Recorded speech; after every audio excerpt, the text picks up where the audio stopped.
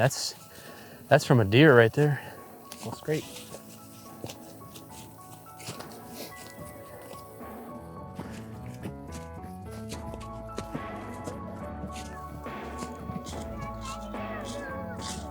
A little drink?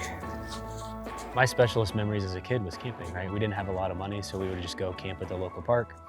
But I, growing up, we brought everything in the kitchen sink, right? So we loaded the truck down to the gills and it was exhausting and just too much stuff.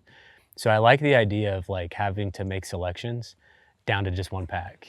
And that's kind of what you've got. And then it makes everything a little bit easier. Clean up, packing. You have to really, it forces you to think through what you're gonna bring ahead of time and kind of already make that decision. So that way when you're out, you don't have fatigue by options. This is a way they get excited about the outdoors, because when we're home, they don't like to go outdoors too often.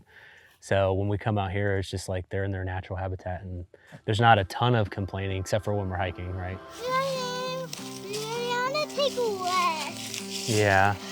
You're being so tough. Look at this giant tree, guys. We need to go play. Hey, can we get up to the trail and then you go? But when we're out here just playing and having fun, everybody's kind of on the same team for once. All right, is anybody ready to start hiking again?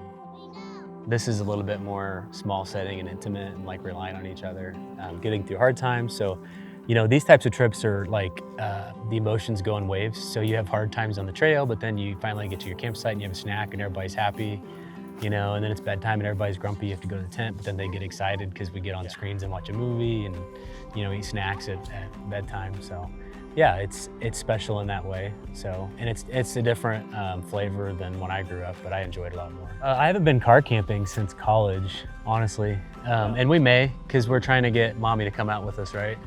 She's not a big camper, but we're working on her. We have to bring a camper. We need to get a camper. So then we'll go car camping. So this gives her a break, right? So I'm out here with the kids and she can have a night by herself. So it's nice for her and nice for us. The charm of southern Indiana, so that the top half of Indiana is all glaciers and flat, and the bottom half is beautiful and hilly and wooded, and it's just got such a unique quality to it in this area. I love it. So this spot in particular I found about after my grandpa died, and my uncle told me he used to come out here and hunt with my grandpa. And this is where early deer populations were reintroduced back into Indiana. So they were extirpated back 50 years ago or so. And then now they're, flourishing. But back then they were only in pockets in Indiana. So they would come here and hunt.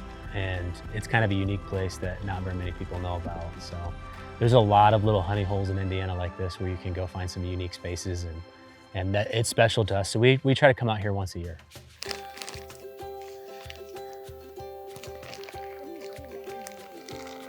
So being prepared for messes, spills, for options. So you need them to eat. They don't know when they need a snack. So you need to stop them and say, hey, here's food, right? And so that means you need options. So if they're picky, they can feel like they're in control. And then bring in a stuffed animal and a pillow to make them comfortable at night. And definitely some kind of screen. We bring tablets and Switch and stuff. And our first camping trip for Baird and I, we had a storm in the middle of the night. And we were up at 3 a.m. watching Pokemon. So during one of the worst rainstorms I've ever been in. So, and that was a special memory for us. But yeah, we always have options, and obviously first aid, but most of it's just for scrapes and cuts, stuff I wouldn't normally bring, Band-Aids and things, can really make or break a mood with a kid. So being ready for that on the trail. Oh, lots of breaks, lots of snacks. Carrying the packs, being ready just to take a pack off a kid for a while and rotate. My bigger one, he uses an adult size pack and he doesn't complain as much, but each kid's different, right? So some kids need more breaks, some kids are a little tougher, more resilient. So the key is, in my opinion, getting them out and just doing it, right? So then they can go do bigger trips when they get a little older. So you can't just start hiking the Appalachian Trail, you have to start somewhere. I'm very comfortable coming out here by myself, but when I'm with kids, I have a little bit of trouble sleeping, right? Because it's just me out here by myself. So that's one. I kind of just set up in a way that I would know if they try to get out of the tent in the middle of the night and things like that, right? But I would say the bathroom situation. Let's set our packs down right here. So teaching each kid to go to the bathroom out here, you know. There's lots of breaks on these adventures. They're all comfortable doing it now, but that's a part of the process. There's not a public bathroom available. Where to go, how to clean up, all that stuff is way more complicated. So, how about right here? But now I'm not shops today. I'm gonna do it here. Okay, there you go. Okay, you can go. I got you. I really want to do catch and cook trips with the kids.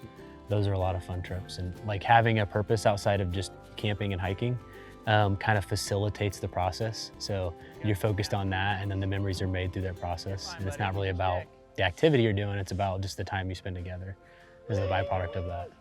Man, you're tough. Look at this. You see the orange dots on the tree, Barrett? That marks the trail.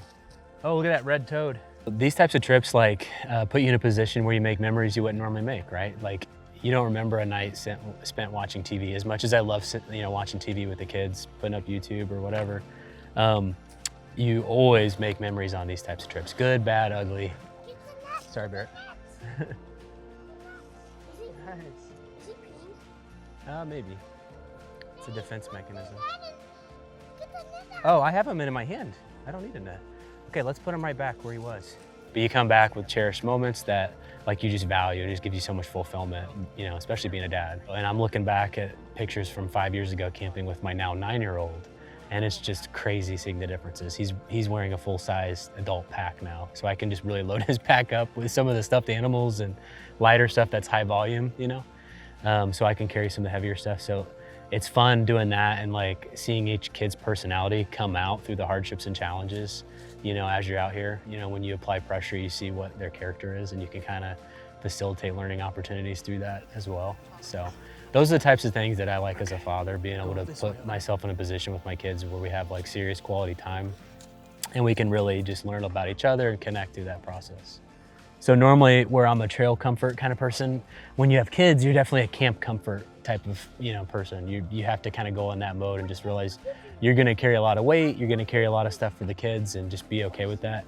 But planning ahead is the key to success in this, because there's a lot of cleanup and there's a lot of, you know, it's definitely a situation you don't want to be caught unprepared. So yeah, I think that's kind of like a tip I would give, is just think about it ahead of time and then like take notes as you're going through that process, and then reflect on the drive home while everybody's sleeping in the car. What would you do different next time?